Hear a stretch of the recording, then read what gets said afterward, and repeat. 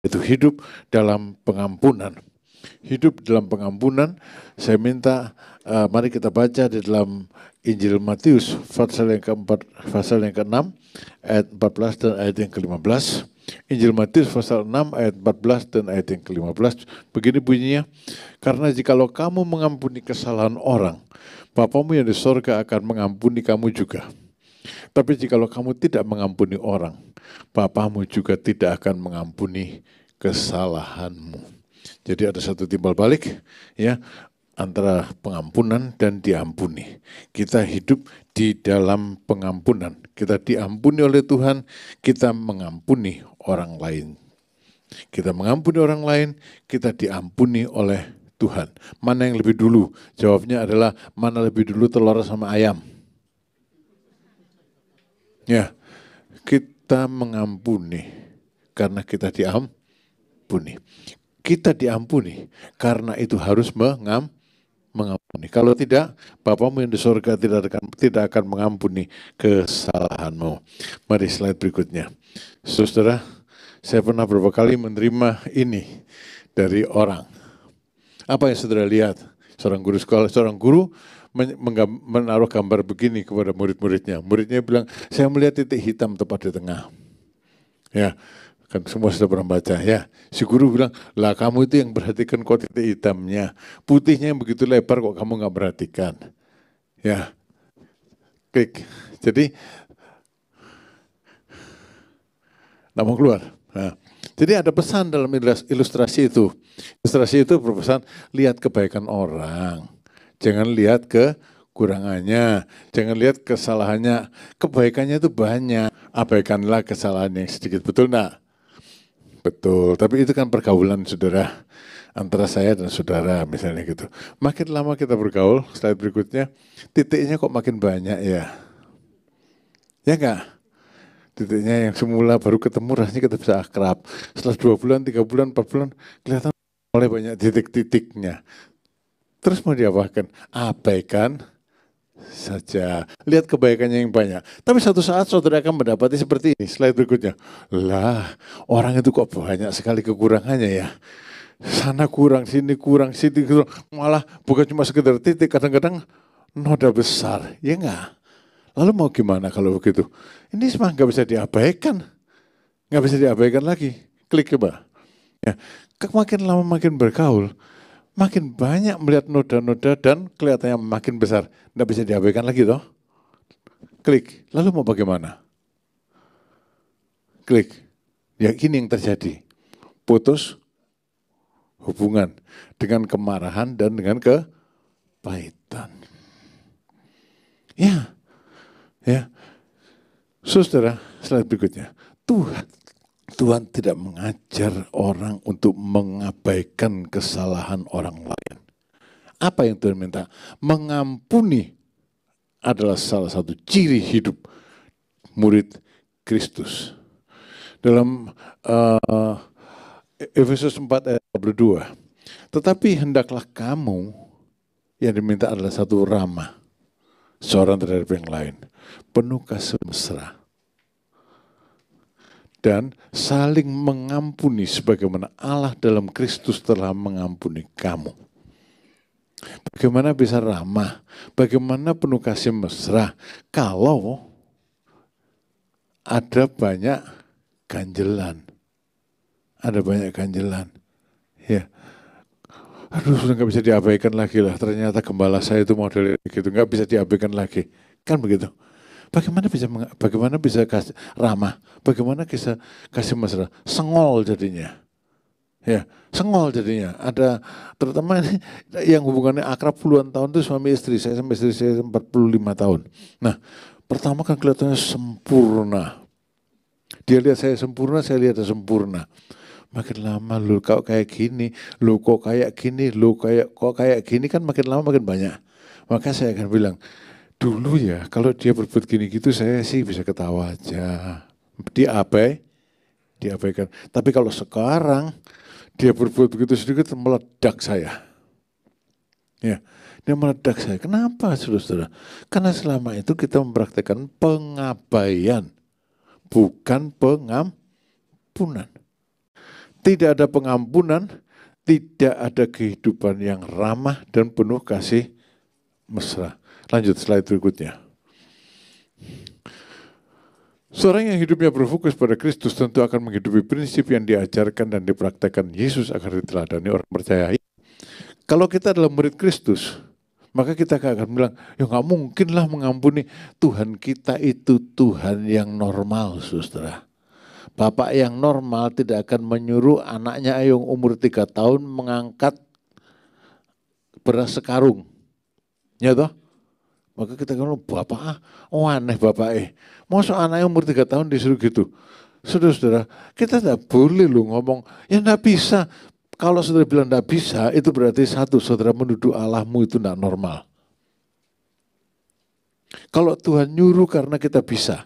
Karena kita tidak bisa karena kita tidak mau. Ya, slide berikutnya. Jadi bagaimana sih mengampuni itu? Mengampuni itu bukan mengabaikan, saudara. Kalau mengabaikan itu kesalahan itu tetap ada tapi diabaikan. Kalau mengampuni itu sejauh timur dari barat demikian dijauhkannya daripada kita pelanggaran kita. Itu dalam terjemahan baru. Kadang-kadang kita ini bahasa Indonesia itu maju terus. Ini bahasa gampang dimengerti oleh orang-orang Indonesia tahun 50 tahun 60-an. Terjemahan baru itu dibikin tahun 50-60. Maka dalam terjemahan yang terakhir, supaya lebih gampang pada generasi Z, sejauh timur dari barat, sejauh itu dibuangnya dosa-dosa kita. Sama, cuma yang atas mungkin karena saudara termasuk generasi Z susah mengerti. Maksudnya sama, mengampuni itu adalah membuang kesalahan. Ya, matikan slide-nya. Saudara, itu prinsip pengampunan. Jadi kalau tadi titik hitam tidak diabaikan, tapi diampuni, hilang toh. Kali lain muncul satu lagi, diampuni, hilang toh. Kali lain muncul satu lagi, diampuni, hilang toh. Maka tetap putih bersih. Hubungan bisa akan berjalan terus. Hubungan tetap akan bisa berjalan terus. Kita seringkali ikut dunia mengabaikan. Tapi kita murid Tuhan harus ikut Tuhan Yesus. Bukan mengabaikan, tapi mengampuni. Jangan dibiarkan kumulatif sampai begitu banyak baru bilang masih diampuni. Saudara tidak akan mampu kalau sudah katanya kayak gitu. Nah tadi Om bilang pasti mampu, ya. Tapi kalau tidak mampu kan karena salahnya sendiri. Dari sejak awal tidak mau mengampuni. Saudara, mari belajar sebagai murid Tuhan Yesus mengampuni. Mulai dari hari ini, ya, mengampuni. Ampunilah saudaramu, ampunilah suamimu, ampuni istrimu, ampuni gembalamu, ampuni hamba-hamba Tuhan, ampuni. Wis kabeh lah. Ampunilah. Ya, ampunilah. Ya, karena itu kehendak Tuhan. Kenapa? Slide berikutnya. Kita harus memiliki kerelaan mengampuni. Mengampuni itu perlu kerelaan. Enak aja gitu ya. Nggak rela mengampuni, nggak bisa. Ya. Mengampuni itu perlu kerelaan. Ya slide yang matikan. Satu kali saya berbicara dengan seorang ibu yang pernah saya cerita mungkin ya. Anaknya itu nikah semaunya sendiri, nggak ngasih tahu orang tuanya nikah. Orang tuanya keras. Dia datang, anaknya datang, bawa istrinya diusir sama dia. Kok nggak punya anak lu katanya. Nikah, karepe dewek. Ya, itu memang tidak dianjurkan. Nah, dia datang kepada saya bilang, lu kan mesti mengampuni. Kalau nasi sudah jadi bubur, buatlah jadi bubur ayam. Jangan ditumpahin dimakan anjing. Kan kita yang menentukan. Bubur ayam enak toh? Bubur ayam enak. Ya, kalau sudah nasi sudah jadi bubur, ya buatlah sedemikian rupa lah. Kalau di Bandung itu dulu ada namanya bubur Hongsin, enak sekali. Buatlah jadi bubur seenak bubur Hongsin. Bisa toh? Caranya apa? Mengampuni. Kerelaan untuk mengampuni. Slide tadi. Kita harus memiliki kerelaan mengampuni. Sebab apa, saudara? Slide. Kita semua bersalah. Saya bersalah, saudara bersalah. Dalam Yohanes pasal 8, ayat yang ke-7 dikatakan, Dan ketika mereka terus-menerus bertanya kepadanya, ia pun bangkit berdiri lalu berkata kepada mereka, "Barang siapa di antara kamu tidak berdosa, hendaklah ia yang pertama melemparkan batu kepada perempuan ini." Matikan slide-nya. Saudara, ini kisahnya ada serombongan ahli Taurat orang Farisi membawa seorang perempuan yang kedapatan berzina. Menurut hukum Musa, ini harus dirajam batu. Tapi bukan cuma perempuannya, dia nggak bisa berzina sendirian toh. Ya, kan ada pasangannya. Nah ini dibawa perempuannya aja, lakinya nggak tahu kemana, kedapatan berzina. Dan mereka bawa itu kepada Tuhan Yesus. Ini perempuan menurut hukum Musa mesti dilempari batu. Ya, tapi kemudian Tuhan Yesus diam aja. Ya, Tuhan Yesus diam aja. Lalu mereka mendesak-desak Tuhan Yesus, lalu jawaban Tuhan Yesus gini, kalau ada yang nggak bersalah, dia pertama melempari dia dengan batu. Lemparkan batu kepada dia. Orang yang tidak bersalah, orang yang tidak berdosa, pertama merajam dia. Lalu mereka diam dan satu persatu mereka pergi. Kenapa? Semua bersalah. Semua bersalah. Ini bukan berarti membiarkan orang bersalah tanpa hukuman, saudara-saudara. Tapi dalam kasus ini memang seringkali terjadi seperti itu. Perempuan ini kedapatan berzina, dihukum. Lah, maksudnya saya berzina dewean. Penuh sentimen orang biasanya itu tidak jujur dan tidak tulus. Itu tidak boleh. Ya, itu tidak boleh. Ya, dirinya sendiri berbuat, orang lain berbuat, muarahnya. Nah, ya bukan diperbolehkan ya, tapi harus ada pertobatan dan pengampunan. Aku dewa ya gitu. Aku bertobat, aku mengampuni kamu. Aku tidak akan berbuat lagi. Aku mengampuni kamu. Kan harusnya gitu. Itu yang Tuhan kehendaki. Slide berikutnya. Orang-orang Farisi tadi sudah ya. Semua orang ini mundur sebab mereka sadar akan dosanya. Dan dalam Roma 3:23 dikatakan bahwa semua orang sudah berdosa dan kehilangan kemuliaan Allah. Saya sudah berdosa dan kehilangan kemuliaan Allah, bersalah di hadapan Allah. Saudara pun berdosa dan kehilangan kemuliaan Allah, bersalah di hadapan Allah. Lalu, karena kita semua berada dalam keadaan berdosa, bersalah di hadapan Allah, tidak seorang pun yang benar. Kalau saya tidak benar, saudara tidak benar. Ya, kita didorong untuk memahami dan kemudian mengampuni orang yang berbuat salah. Matikan. Ya, sesama anak Tuhan tidak bisa saling memahami itu kan aneh. Sama-sama berdosa. Kita sama-sama diampuni. Kenapa tidak bisa saling memahami? Lalu saling mengampuni. Lalu saling sengol-sengolan terusan. Maka kita bilang, lah dia gini.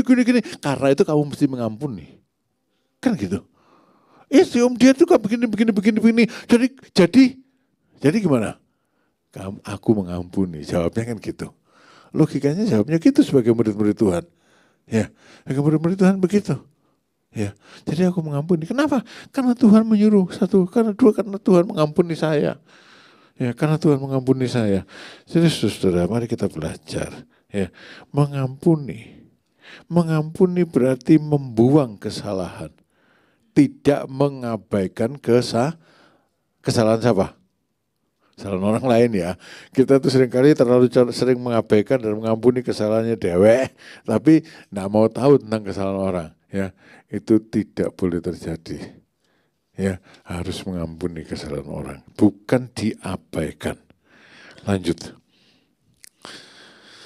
Kenapa kita harus mengampuni, saudara-saudara, agar kita pun diampuni, agar kita juga diampuni. Dalam Matius pasal 6 ayat yang 15, ini Tuhan Yesus sendiri yang ngomong ya. Perhatikan. Tetapi jikalau kamu tidak mengampuni orang, Bapamu juga tidak akan mengampuni kesalahanmu. Camkan ini. Kalau saya tidak mengampuni kesalahan orang, Tuhan juga tidak mengampuni kesalahan saya. Kalau saudara tidak mengampuni kesalahan orang, Tuhan juga tidak mengampuni kesalahanmu. Pesan Tuhan Yesus itu begitu jelas. Pesannya jelas toh? Nggak usah diuraikan ya. Pokoknya tidak mengampuni, tidak diampuni. Slide berikutnya. Jadi kita hendaknya sadar, kita sendiri berdosa satu. Dan belum tentu kesalahan kita lebih kecil dari orang yang seharusnya kita ampuni. Bisa saja kesalahan kita itu lebih besar sebetulnya. Nggak kroso kalau sangat bersalah. Ya, jadi karena kesalahan kita besar, kita pun perlu diampuni. Sayangnya kita tidak akan diampuni kalau tidak ya. Kita tidak akan diampuni kalau kita tidak mengampuni. Mengingat perintah Tuhan agar kita mengampuni, seharusnya juga kita mengampuni orang yang bersalah kepada kita. Ini adalah kondisi mutlak untuk mendapat pengampunan dari Tuhan. Kalau kita tidak mengampuni, Tuhan juga tidak mengampuni. Tentu saja perlu proses dan perjuangan waktu, tapi Tuhan pasti mampukan jika kita mau dan bersedia mengampuni. Istriku sudah 45 tahun, kesalahan sudah numpuk. Enggak sih, saya yang lebih banyak bersalah sama dia. Kesalahannya sudah numpuk. Soalnya ulang tahun kemarin janjinya gini, Pak, kamu ulang tahun mau apa? Kadonya, sehari jangan dimarahi. Saya itu enggak kerasa pernah marahi dia, saudara. Itu masalahnya. Nah, waktu itu lalu keluar, dia yang bawa mobil, nggak tahu karena happy, saking happy-nya ulang tahun, mobilnya nyerempet garasi. Gak bisa, saudara. Saya bilang, lah kamu itu loh kalau nyetir kok ya selalu begitu masuk mobil sudah kepingin muter setir gitu ya. Mobil bisa masuk bisa keluar toh. Bisa masuk bisa keluar prinsipnya. Tapi kalau keluar nyerempet itu kan aneh. Tapi saya dulu juga gitu, gak kroso kalau dirinya sendiri gitu. Terus apalagi sampai di situ tuh ngomong, aku itu kan kemarin sudah ngomong, ini ulang tahun aku gak mau diomeli. Gitu. Saya jadi ketawa, saudara. Saya jadi tersenyum-senyum saja. Tapi saya mau kasih tahu sama saudara, kenapa saya masih bisa baik-baik sama istri saya dan dia masih bisa baik-baik sama saya. Mengampuni. Ya. Saya pikir dia gak pernah ngomong. Saya pikir dia gak pernah ngomong, pikiran saya yang benar-benar salah. Gini, saya itu kesalahannya sebanyak bintang di langit. Tapi cintanya secerah mentari. Begitu matahari terbit bintang tidak kelihatan. Jadi dia masih tetap setia sama saya. Saudara perlu mengampuni, saudara. Perlu mengampuni. Kalau enggak sudah lama dia enak sama saya. Saya sudah ditinggal sama dia. Ya. Paham enggak maksud saya? Itu sekedar contoh.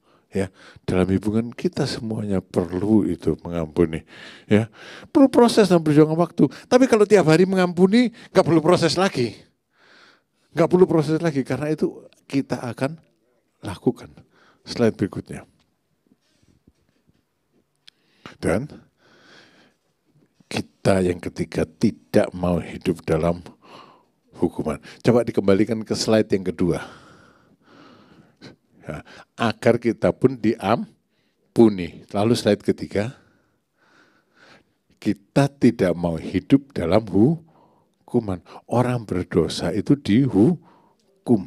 Tidak diampuni artinya berdosa. Betul tak? Tidak diampuni artinya berdosa, artinya terima hukuman. Saya tidak mau dihukum dan saya harap saudara juga tidak mau dihukum. Dalam Matius pasal 18 ayat 34-35 dikatakan, maka marahlah tuannya itu dan menyerahkannya kepada algojo sampai ia melunaskan seluruh hutangnya. Maka Bapakku yang di sorga akan berbuat demikian juga terhadap kamu apabila kamu masing-masing tidak mengampuni saudaramu dengan segenap hati. Pengampunan tidak bisa separuh-separuh. Slide berikutnya. Ya, mereka yang tidak mau mengampuni juga tidak diampuni. Dia diserahkan kepada algojo yang membuat hidupnya sangat menderita. Dia berada di bawah penghukuman. Doanya tidak dijawab Tuhan, artinya dia tidak mendapat pertolongan Tuhan dan kehilangan banyak hal-hal berharga dalam kehidupan yang dijalaninya. Matikan slide-nya. Jadi gini saudara, Matius pasal 18 tadi itu bercerita tentang seorang yang berutang 10.000 talenta kepada raja. Raja bilang bayar. Orang itu bilang saya tidak punya uang. Ya, saya tidak punya uang. Pokoknya dia tidak bisa apa-apa, mau dihukum ya sudah. Pokoknya saya tidak punya Tuhan, kasihani saya. Lalu raja itu bilang ya sudah, nggak apa-apa, hutangmu lunas. Dia keluar, ketemu temannya yang berutang 100 dinar. Dia pegang temannya itu, dia cekik lehernya, dia bilang, bayar utangmu. Temannya itu bilang, enggak bisa, belum bisa. Lalu dia bilang kepada temannya itu, kalau kamu enggak bayar, sekarang masuk penjara. Memang di zaman dulu, saudara, orang berutang bisa dimasukkan penjara oleh orang yang memberi hutang. Sampai hutang melunas. Sampai hutang melunas. Raja dengar hal itu, lalu raja panggil orang itu. Dan raja itu bilang, kamu ya, hutangmu yang besar, ya, sudah dianggap, sudah dihilangkan. Kenapa cuma 100 dinar raja? Kamu tidak mau melepaskan saudaramu. Karena itu, sekarang bayar hutangmu sampai lunas. Selama tidak lunas, kamu berada di tangan algojo. Saudara-saudara, dia berada dalam penderitaan karena tidak mau mengampuni. Berada dalam penderitaan karena tidak mau mengampuni. Saudara, jangan dipikir orang yang tidak saudara ampuni akan menderita. Belum tentu dia menderita karena belum tentu dia tahu salahnya. Dia happy-happy aja. Saudara yang pahit, saudara yang menderita. Ampuni saja, lepaskan dirimu dari dosa supaya saudara tidak berada di tangan algojo yang akan menindas kehidupan saudara. Ini kaitannya erat dengan doa, saudara. Ya, dalam Markus pasal 11 ayat 25 dikatakan, jikalau kamu berdiri untuk berdoa, ampunilah dahulu sekiranya ada barang sesuatu dalam hatimu terhadap seseorang, supaya juga Bapamu yang di sorga mengampuni kesalahanmu. Jadi kaitannya erat dengan doa. Tuhan Yesus bilang, kalau mau berdoa ada sesuatu, bereskan dulu, ampuni dulu dia. Ampuni dulu dia. Mengampuni adalah tindakan saya, bukan tindakan orang lain. Mengampuni adalah tindakan saudara, bukan tindakan orang lain. Waduh, tiap kali ketemu dia tuh jengkelin aja. Yang mesti mengampuni yang si jengkelin atau si yang dijengkelin? Yang dijengkelin. Harus mengampuni. Saudara mungkin sering bertanya-tanya, kenapa ya saya sudah berdoa, puasa, habis-habisan, aduh sampai tinggal kulit dan tulang ini loh, saking panjang, saking lamanya puasa kok Tuhan tidak jawab. Coba, ya kalau puasa terus-terusan kan tinggal kulit sama tulang, tapi Tuhan tidak jawab. Kenapa ya, saudara-saudara, kemungkinan besar letaknya di sini. Kamu tidak mengampuni seseorang dalam hidupmu. Mungkin itu papamu, mungkin itu mamamu, mungkin itu gembala jemaatmu, mungkin itu saudaramu, mungkin itu istrimu, mungkin itu suamimu, mungkin itu anak-anakmu. Wis mbuh sapa ae. Saudara harus mengampuni. Kalau saudara berdoa dan doanya tidak dikabulkan, Tuhan diam aja. Kemungkinan besar karena saudara menyimpan hal ini. Tidak mengampuni. Tidak mengampuni. Satu kali ada seorang, ini sudah waktunya belum? Sedikit lagi. Satu kali ada seorang istri, suaminya berselingkuh. Aduh, marah sekali dia, marah sekali. Akibat berselingkuh itu pekerjaan suaminya juga terpengaruh. Lalu majikannya tidak bisa menerima seorang pegawai yang seperti itu. Istri itu berbicara sama saya gini. Maka saya jawaban saya singkat gini. Kalau kamu mau majikannya mengampuni dia, kamu harus mengampuni dia lebih dulu. Kalau kamu saja istrinya tidak bisa mengampuni suamimu, orang lain juga tidak bisa mengampuni suamimu. Paham tidak? Pengampunan harus dimulai di rumah. Pengampunan harus dimulai dalam kehidupan sehari-hari. Pengampunan harus dilaksanakan di mana saja, kapan saja, terhadap siapa saja. Karena Tuhan mengampuni saya, karena Tuhan mengampuni saudara. Paham? Paham? Lakukanlah ya.